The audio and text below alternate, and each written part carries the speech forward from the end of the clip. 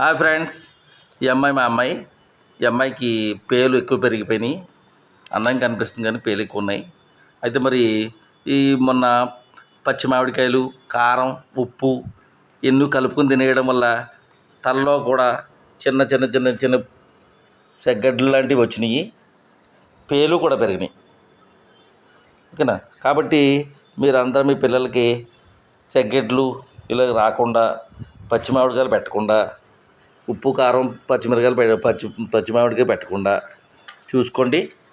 మరి ఇప్పుడు వేసవికాలం సెలవులు వస్తున్నాయి కాబట్టి వీలైనంత వరకు తల్లిదండ్రులు పేలు అవి చూసి నీట్గా వాళ్ళని ప్రేమతో చూసుకోవాలని అనుకుంటున్నాం.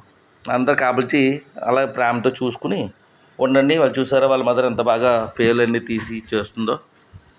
కాబట్టి సమ్మర్ క్యాంపులు అవి పెట్టేసి ఎక్కడికెక్కడికో పంపించేయకుండా ఒక 2-3 రోజులైనా